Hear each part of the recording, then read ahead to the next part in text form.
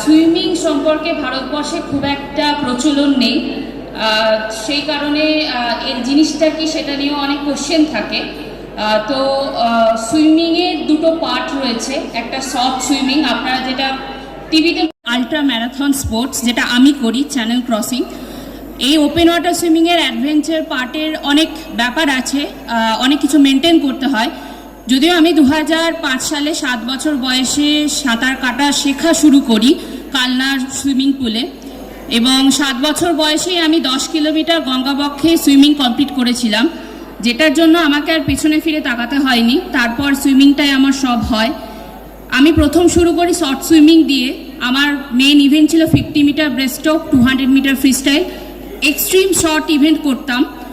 এবং অনেক সমস্যার সম্মুখীন হই যখন আমি স্টেট মিটে আমি গোল্ড পাচ্ছি, ন্যাশনাল মিটে যাচ্ছি, চ্যাম্পিয়নশিপে গিয়ে ফিরে আসতে হচ্ছে, কারণ পরিকাঠামোর অভাব এবং বিভিন্ন গাইডেন্সের প্রয়োজন হয়। যত আমরা প্রো দিকে যাই তত আমাদের গাইডেন্সের দরকার হয়, সেটা পাচ্ছিলাম না। তখন বাধ্য হয়েই 2015 সালে ডিসিশন নিই যে শর্ট সুইমিং থেকে আমি ওপেন ওয়াটার সুইমিংয়ে চলে আসব। ওই ট্রান্সফর্মটা খুব সহজ ছিল না, কারণ শর্ট সুইমিংয়ে বডিতে কোনো ফ্যাট থাকে না, ভীষণ মাস্কুলার হতে হয়, ভীষণ মাসল থাকতে হয় বডিতে। কিন্তু ওপেন ওয়াটার সুইমিংয়ে মাসেলের সাথে সাথে বডিতে ফ্যাট রাখতে হয়, কারণ আমরা যেখানে সাঁতার কাটি সেখানে প্রচণ্ড ঠান্ডা জল হয়, এবং শুধুমাত্র একটা কস্টিউম, একটা গগলস আর একটা টুপি ছাড়া আমাদের আর কিছু দেওয়া হয় না। তো লাইফ রিস্ক থাকে, সেই কারণে ডায়েট চেঞ্জ হলো। প্র্যাকটিসের সেশন, আমি যখন শর্ট সুইমিং করতাম তখন সকালে 4 ঘন্টা, বিকেলে 2 ঘন্টা প্র্যাকটিস সেশন থাকতো। কিন্তু যখন আমি ওপেন ওয়াটার সুইমিংয়ে শিফট করলাম তখন আমার প্র্যাকটিসটা 1 আওয়ার কন্টিনিউয়াস সুইম থেকে 15 আওয়ার্স কন্টিনিউয়াস সুইম, শীতকালে রাত্রেবেলা এরকমও প্র্যাকটিস চলতো। এই ট্রান্সফরমেশনটা খুব টাফ ছিল, কিন্তু লক্ষ্য ছিল যে কিছু একটা করব। সেই জন্যই 2016 সালে আমাদের পশ্চিমবঙ্গেই হয় গঙ্গাবক্ষে 81 কিলোমিটার, 81 কিলোমিটার সুইমিং করতে হয়, বহরমপুর মুর্শিদাবাদে হয়। সেখানে আমি 11 ঘন্টা 51 মিনিট সময় নিয়ে মেয়েদের মধ্যে প্রথম হই, এবং ছেলে এবং মেয়েদের মধ্যে আমি 9ম স্থান পাই। এটা ওয়ার্ল্ড কম্পিটিশন ছিল। সেটার পর আমার একটা কনফিডেন্স আসে যে না, আমি ওপেন ওয়াটার সুইমিংয়ে শাইন করতে পারবো। তারপর ডিসিশন নিই ইংলিশ চ্যানেল ক্রস করব। ইংলিশ চ্যানেলকে বলা হয় ওপেন ওয়াটার সুইমিংয়ের এভারেস্ট। বহু মানুষ মারা গেছেন এই চ্যানেল ক্রস করতে গিয়ে। ভয়ঙ্কর একটি চ্যানেল, যেখানে জলের টেম্পারেচার আমরা ভারতীয় হিসাবে আমরা চিন্তা করতে পারবো না কতটা ঠান্ডা। তো প্রস্তুতি নেওয়া শুরু করি। কালনায় সেইভাবে পরিকাঠামো ছিল না, তাই আমি চলে যাই রিসরা সুইমিং ক্লাবে। রিসরা সুইমিং ক্লাবে আমার প্র্যাকটিস চলতো, যেটা বললাম 1 ঘন্টা দিয়ে শুরু করেছিলাম। আমার ভালো মনে আছে, শীতকালে সারা রাত, মানে সন্ধেবেলায় জলে নেমেছিলাম, পরের দিন সকাল 7টায় জল থেকে উঠেছিলাম, 13 ঘন্টা কন্টিনিউয়াস সুইম করেছিলাম। এটা প্র্যাকটিসের প্রিপারেশন ছিল, কারণ ইংল্যান্ড তো প্রচণ্ড ঠান্ডা। তো পাশে যত ফ্ল্যাটের লোকজন ছিল সবাই বলছিল মেয়েটা পাগল হয়ে গেছে, সারা রাত শীতকালে মেয়েটা সাঁতার কাটছে। কিন্তু তখন তারা বোঝেনি যে আমি কি করতে যাচ্ছি। তো প্রিপারেশন ভালো চলছিল, সুইমিং পুলে প্র্যাকটিস করছি, কালনার ভাগীরথী নদীতে প্র্যাকটিস করতাম। তারপর দেখলাম যেহেতু আমি আটলান্টিক ওশিয়ান ক্রস করব, আমার সমুদ্রে সাঁতার কাটার অভিজ্ঞতাটা ভীষণ প্রয়োজন। তাই আমরা পুরীতে গেলাম। পুরীর সমুদ্রে একদম ভেতরে গিয়ে, মানে যেখানে বাঙালি পর্যটক অন্তত যায় না, সেই পুরীর সমুদ্রে গিয়ে আমি প্র্যাকটিস করলাম, ঢেউকে চিনলাম, কিভাবে বডি ব্যালেন্স করতে হয়, কিভাবে মাথার ওপর দিয়ে 2-3 ফুট ঢেউ চলে গেলে নিজের শ্বাস প্রশ্বাসকে কন্ট্রোলে রাখতে হয়, এই সব কিছু শিখলাম ওখানে। তারপর সমস্যা দেখা দিল স্পন্সর, কারণ একটা 19 বছরের মেয়ে ইংলিশ চ্যানেল ক্রস করবে এটা কেউ ভাবতেই পারেনি। এবং আমাদের এখানে ওপেন ওয়াটার সুইমিং জিনিসটা অতটাও পপুলার নয়, তাই সরকারি বেসরকারিভাবে আমরা অনেক জায়গায় অ্যাপ্লাই করি। বহু জায়গা থেকেই নেগেটিভ রেসপন্স এসেছিল। আবার কিছু মানুষ সত্যি এত হেল্প করেছিলেন ওই সময়টা, যার জন্যই পসিবল হয়েছে। কিন্তু তারপর একটা হিউজ অ্যামাউন্টের একটা ঘাটতি পড়ছিল। তখন বাবা মা দুজনে ঠিক করলেন, বাবা বললেন আমাদের বাড়িটাকে ব্যাংকে মর্গেজ দেওয়া হবে, মা বললেন মায়ের যে সম্পত্তি সেটা তারা বিক্রি করবে। প্রথমে এই ডিসিশনটাতে আমাদের চেনা পারিপার্শ্বিক যত আত্মীয় হোক, বন্ধু হোক, সবাই বাবাকে খুব নেগেটিভ কমেন্ট করেছিল যে মেয়ের জন্য এত কিছু করে কি হবে। কিন্তু বাবা মা দুজনে আমাকে মেন্টালি ভীষণভাবে বুস্ট আপ করেছিল যে এই ধরনের কমেন্টগুলো তখনই বন্ধ হবে যেদিন আমি সাকসেসফুলি ইংলিশ চ্যানেল ক্রস করব। তাই আমার লক্ষ্য হওয়া উচিত টার্গেটে, এইগুলো আসবে, কমেন্ট আসবে, আমার main target English Channel cross করা। আমার প্র্যাকটিস শুরু হয়, ভিসার প্রবলেম হলো, অনেক কিছু সমস্যার পরে আমি আর বাবা দুজনে ইংল্যান্ডে পৌঁছাই 2017 সালে জুলাই মাসে।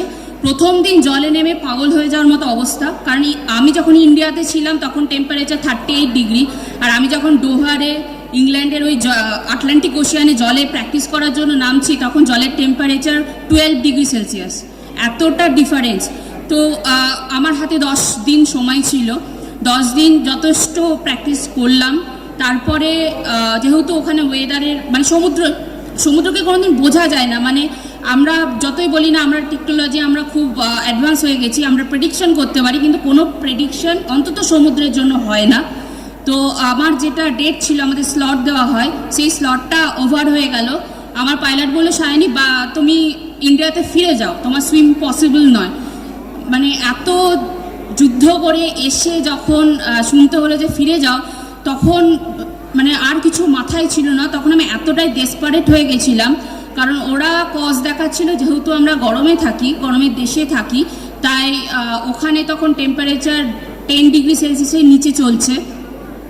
আর এর আগে অনেকে ইংলিশ চ্যানেল ক্রস করতে গিয়ে ঠান্ডায় হাইপোথার্মিয়ায় মারা গেছেন, তাই আমাকে তারা নামতে দিচ্ছিলেন না।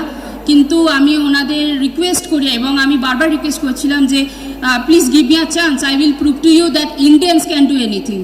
পারবে, ইন্ডিয়ান করে দেখাতে পারবে। তো এই চ্যালেঞ্জটা ওদের আমি দিয়েছিলাম। মূলত ইংলিশ চ্যানেল 1875 সাল থেকে হচ্ছে। সেই ইংলিশ চ্যানেল শুরু হয় ভোরবেলা, সারা দিন সূর্যের আলোতে সুইমটা হয়, বিকেলবেলার মধ্যে শেষ হয়ে যায়। আমার ক্ষেত্রে সেটা উল্টো হলো, আমি নামলাম দুপুর 12:55, ডোভার থেকে ইংল্যান্ড থেকে সুইম স্টার্ট করলাম।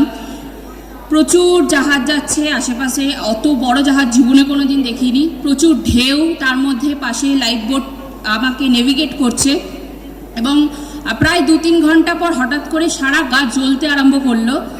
বোট থেকে বাবা বলল জেলিফিশ অ্যাটাক শুরু হয়েছে। প্রথমে 1টা 2টো, তারপর 7টা 8টা 11টা একসাথে জেলিফিশ অ্যাটাক করছিল। তখন একটাই সুইমারদের কর্তব্য, সেটা হলো সহ্য করো, সাঁতার কাটো, আর কোনো অপশন নেই। এবং জলের টেম্পারেচার আস্তে আস্তে কমছে, কারণ তখন সূর্য প্রায় সানসেটের মোমেন্টে রয়েছি। এবং মাঝ সমুদ্রে যখন সূর্যটা ডুবে গেল, একটা 19 বছরের মেয়ে রাতের অন্ধকারে আটলান্টিক ওশিয়ান ক্রস করছে, যেখানে টেম্পারেচার 10 ডিগ্রি সেলসিয়াস। অসহ্য রকমের সারা গায়ে যন্ত্রণা করছে, কারণ আমি প্রায় 20-22 কিলোমিটার সাঁতার কাটা হয়ে গেছে। আমি দেখতে পাচ্ছি আমি ফ্রান্সে চলে এসেছি, ফ্রান্সের লাইট হাউস দেখতে পাচ্ছি, তার সাথে আমি ফ্রান্সের কাছে কিছুতেই পৌঁছাতে পারছি না, কারণ সমুদ্রে জোয়ার ভাটা হয়। আমি ক্রস কারেন্টের মধ্যে পড়ে গেছিলাম, যে কারেন্টটা আমাকে আবার ঠেলে ইংল্যান্ডের দিকে পাঠিয়ে দিচ্ছিল। তো সেখানে আমি প্রচুর স্ট্রাগল করছিলাম যে না, আমি ছাড়বো না, আমি এত দূর এসেছি, এইভাবে গিভ আপ আমি করবো না। প্রায় 2-3 ঘন্টা এইভাবে যুদ্ধ চললো। তারপর আস্তে আস্তে আমি পাড়ের দিকে পৌঁছালাম এবং পাড়ে উঠে জানান দিলাম, এবং 14 ঘন্টা 8 মিনিট সময় দিয়ে আমি ইংলিশ চ্যানেল সাকসেসফুলি ক্রস করি। এটা আমার ওপেন ওয়াটার সুইমিংয়ের একটা অ্যাচিভমেন্ট। তারপর আমি অসুস্থ হয়ে যাই, অজ্ঞান হয়ে যায়। ফ্রেঞ্চ কোস্টাল গার্ডরা আমাকে রেস্কিউ করেছিলেন। তারপর আমরা ইংল্যান্ডে আবার বোটে করে ফিরে আসি। পরের দিন, এটা আমাদের ট্র্যাডিশন বলতে পারেন, প্রত্যেকটা চ্যানেল ক্রস করার পর এই ট্র্যাডিশনটা আমরা ফলো করি, এবং ওটা আমার জীবনে সবথেকে গর্বের মুহূর্ত। ফোকস্টোনে দাঁড়িয়ে, যেখানে আমাদের বোটটা ছিল সেইখানে দাঁড়িয়ে ব্রিটিশদের মাটিতে আমি ভারতের জাতীয় পতাকা উড়িয়ে, একজন ভারতীয় হিসাবে ব্রিটিশদের মাটিতে ইন্ডিয়ান ন্যাশনাল ফ্ল্যাগ উড়িয়ে এসেছি। এটা আমার জীবনের অনেক অনেক একটা স্মরণীয় মুহূর্ত, যেটা হয়তো ভাষায়, আমার সেই সময়ের অনুভূতি আমি ভাষায় প্রকাশ করতে পারবো না। তারপর দেশে ফিরে আসি, ওপেন ওয়াটার সুইমিং নিয়ে আরও চর্চা করতে থাকি। এরই মধ্যে আমি world open water swimming competition Rottnest channel, যেটা ওয়েস্টার্ন অস্ট্রেলিয়াতে হয়, 19.7 কিলোমিটার, সেখানে যাই। প্রথম বাঙালি হিসাবে সেই চ্যানেল ক্রস করি। কিন্তু এই চ্যানেল ক্রস করার সময় একটা ভয়ঙ্কর অভিজ্ঞতা হয়েছিল। 3500 সুইমার আমরা একসাথে ক্রস করছিলাম চ্যানেলটা। হঠাৎ করে 12 কিলোমিটারে যখন আমি পার করছি, তখন দেখলাম হেলিকপ্টার থেকে ফায়ারিং হচ্ছে। প্রথমে বুঝতে পারিনি, তারপরে পাইলট আমাকে বলে দিলেন যে সায়নী, মানে বি কেয়ারফুল, তোমার আশেপাশে 500 মিটারের মধ্যে একটা হোয়াইট শার্ক, সাদা হাঙর দেখা গেছে, তো কেয়ারফুল থাকো। সুইম করতে থাকলাম, কিছু মাথায় রাখেনি তখন চ্যানেলটা ক্রস করতে হবে। তো আমি সাকসেসফুলি চ্যানেলটা ক্রস করি 6 ঘন্টা 42 মিনিটে, প্রথম বাঙালি হিসাবে এই অ্যাচিভমেন্ট আমার। তারপর বাড়ি ফিরে এসে অনেক সমস্যার সম্মুখীন হয়ে অনেক নেগেটিভ কথা আসছিল, তখন আমার মনে হলো যে ওপেন ওয়াটার সুইমিংটাকে স্পেশালি ইয়ং জেনারেশনের কাছে তুলে ধরতে হবে। কারণ আমি অন্তত মনে করি অ্যাডভেঞ্চার স্পোর্টস একমাত্র স্পোর্টস যেটা আমাদের নেচারের সাথে ডাইরেক্ট কানেকশন তৈরি করে। তো সেই জন্য আমি আরও পড়াশোনা শুরু করি যে ওপেন ওয়াটার সুইমিংয়ে আর কি অ্যাচিভমেন্ট করা পসিবল। তখন আমি জানতে পারি ওশিয়ান 7 চ্যালেঞ্জ, যেটা world open water swimming association arrange করে। সেই ওপেন ওয়াটার সুইমারদের পার্টিকুলার 7টা চ্যানেল সারা পৃথিবী জুড়ে রয়েছে, সেই 7টা চ্যানেলকে তাদের রুল মেনটেন করে ক্রস করতে হয়। আমি প্রস্তুতি নেওয়া শুরু করি, যতই স্পন্সরের সমস্যা থাকুক বহু শুভানুদ্রোহী মানুষ সবসময় আমার পাশে থেকেছেন, তাদের সাথে নিয়েই, তাদের আশীর্বাদ সাথে নিয়েই আমি 2019 সালে দ্বিতীয় ভারতীয় মহিলা হিসাবে লস অ্যাঞ্জেলেসে ক্যাটালিনা চ্যানেল ক্রস করি। এবং এই চ্যানেল ক্রস করার সময় আমার ফিডিং যখন চলছে, আমার ঠিক 10 মিটার দূরে একটা 15 মিটার লম্বা তিমি মাছ উঠেছিল। এবং আমি যখন ফিনিশিং করছিলাম, আমার চারপাশে কয়েকশো ডলফিন একসাথে সুইম করছিল, যেন মনে হচ্ছিল ওরা সেলিব্রেট করছে আমার এই সুইমটাকে। অনবদ্য একটা অভিজ্ঞতা ওই চ্যানেল ক্রস করার পর হয়। তারপর কোভিড আসে, আমি ভীষণ ডিপ্রেসড হয়ে যাই। একটা টাইমে আমি ভেবেছিলাম যে কোভিড টাইমেই ভেবেছিলাম সাঁতার ছেড়ে দেবো, কিন্তু সেই সময় অনেক মানুষ, যেমন আমার মেন্টর সুশীল মিশ্র স্যার, বাবা মা, আমার দিদি স্পেশালি ভীষণভাবে মেন্টালি বুস্ট আপ করে। এবং আমি নিজেও নিজের সাথে খুব ফাইট করেছি এই ডিপ্রেশন পিরিয়ডে, কারণ ডিপ্রেশনটা এই জেনারেশনে খুব কমন একটা ব্যাপার। তো ওই ফাইটটা আমি খুব করেছিলাম নিজের সাথে, নিজেকে মোটিভেট করেছি। যত সাকসেসফুল মানুষের বায়োগ্রাফি হোক, অটোবায়োগ্রাফি হোক, সেগুলো পড়ার চেষ্টা করেছি। একটা জিনিস আমি বুঝেছি, সেটা হলো যারাই আজকে সাকসেসফুল তারাই একটা সময় কিন্তু স্ট্রাগল করেছে। তাই আমার এই পিরিয়ডটা হচ্ছে স্ট্রাগল পিরিয়ড, যদি আমি সাকসেসফুল হতে চাই। তো এই স্ট্রাগল পিরিয়ডটা আমাকে চলতে হবে, তাই আবার সুইমিং স্টার্ট করি। 2022 সালে আমি এশিয়া মহাদেশের প্রথম মহিলা হিসাবে বলকাই চ্যানেল ক্রস করি, যেটা পার করতে আমার সময় লেগেছিল 18 ঘন্টা 50 মিনিট। জাস্ট ইম্যাজিন, 18 ঘন্টা 50 মিনিট আমি সাঁতার কেটেছি। মানে রাত্রির 8টায় শুরু করেছিলাম, পরের দিন বিকেল 3টেই আমি সুইমটা শেষ করেছিলাম। এরকম মানে আমাদের এই ডিউরেশনে চলে আমাদের এই চ্যানেলগুলো। তারপর 2024 সালে নিউজিল্যান্ডের কুক স্ট্রেট ক্রস করি 11 ঘন্টা 47 মিনিটে। এবং নিউজিল্যান্ডের কুক স্ট্রেট এই 7টা চ্যানেলের মধ্যে দ্বিতীয় ঠান্ডা, মানে ভীষণ ঠান্ডা। কারণ ওখানে আমি যেখানে সুইম করছিলাম সেখান থেকে মাত্র 300 কিলোমিটার দূরে গ্লেশিয়ার ছিল। সেই গ্লেশিয়ার থেকে ডাইরেক্ট সিতে জলটা আসে এবং আন্টার্কটিকা থেকে ডাইরেক্ট হাওয়াটা ওখানে আসে। ফ্রিজিং একটা ব্যাপার। এবং মানে ওটা যে আমি ক্রস করতে পেরেছি, এটা এখনও আমি চিন্তা করি আমি কিভাবে পসিবল হলো, কিন্তু আমি সাকসেসফুলি কুক স্ট্রেট ক্রস করি। সেই বছরই 2024 সালের আমি 30 আগস্ট আমরা নর্দার্ন আয়ারল্যান্ডের থেকে সুইমিং স্টার্ট করি। এবং এটা নর্থ চ্যানেল হচ্ছে সব থেকে ঠান্ডা সপ্তসিন্ধুর মধ্যে। আর সেই প্রিপারেশন হিসাবে আমি বাড়িতে আইস বাথ নিয়েছিলাম। আইস বাথ মিনস ফ্যাক্টরি থেকে 60-70 কেজি বরফ এনে একটা ড্রামের মধ্যে রেখে সেখানে টেম্পারেচারটাকে 6-7 ডিগ্রিতে নামিয়ে সেখানে আমি বসে থাকতাম 1-1.5 ঘন্টা। এভাবে আমি অ্যাক্লিমাটাইজ করতাম।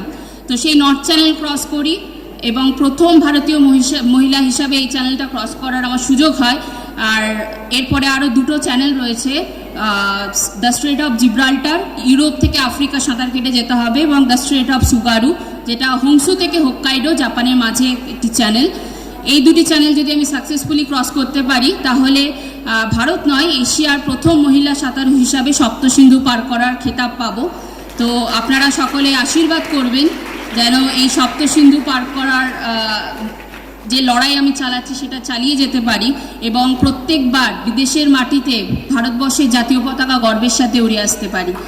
আর এখানে যেহেতু পড়াশোনার বিষয়, তো অনেক অভিভাবক মনে করেন খেলাধুলা করলে হয়তো পড়াশোনা ডিস্টার্ব হয়, বা যারা পড়াশোনা করে তাদের খেলাধুলা পসিবল হয় না। আমি একটা ছোট্ট উদাহরণ দিই। আমি নিজে যখন আমার ন্যাশনাল চ্যাম্পিয়নশিপ চলতো, তারপর এসেই আমি মাধ্যমিক এক্সাম দিয়েছিলাম। মাধ্যমিকে আমি 75% নাম্বার পেয়ে আমি পাস করেছি। আর তারপর আমার এইচএসের সময় আমি ইংলিশ চ্যানেলে প্রিপারেশন শুরু করে দিয়েছি। তখন 6 ঘন্টা 8 ঘন্টা প্র্যাকটিস চলছে। সবসময় স্কুলে আমি সেকেন্ড ক্যাটাগরি ছিলাম, কারণ আমি খেলাধুলা করতাম, ওটাই আমার চ্যালেঞ্জ ছিল। তো সেই খেলাধুলার সাথে নিয়ে আমি পড়াশোনা করি এবং এইচএসে আমি সবকটা সাবজেক্টে লেটার নিয়ে 88.2% নাম্বার নিয়ে আমি পাস করেছি। তো বেসিক্যালি আমি মনে করি খেলাধুলার জন্যই আমি কিন্তু পেরেছি, কারণ খেলাধুলা আমাকে ডিসিপ্লিন হতে শিখিয়েছে, খেলাধুলা আমাকে টাইম ম্যানেজমেন্ট শিখিয়েছে, খেলাধুলা আমাকে দৃঢ় হতে শিখিয়েছে। তো এই খেলাধুলার জন্যই কিন্তু এত কিছু পসিবল। তো যারা অভিভাবক আছেন খেলাধুলার সাথে আমি যুক্ত হওয়ার জন্য অনুরোধ করব। এবং খেলার কোনো বয়স হয় না, তার উদাহরণ হচ্ছে আমার বাবা 62+, বাবা মাস্টার্স গেমসে ইন্ডিয়ার জন্য সিলভার মেডেল নিয়ে এসছে জ্যাভলিনে। তো খেলার কোনো বয়স হয় না। আর আমি মনে করি সায়েন্সও তাই বলে, খেলাধুলা করলে মানসিক বিকাশ হয়। তো আপনারা যারা আছেন প্লিজ স্পোর্টসের সাথে যুক্ত হন, তাতে আমি মনে করি স্পোর্টস এবং পড়াশোনা দুটোই কিন্তু খুবই ভালো হবে।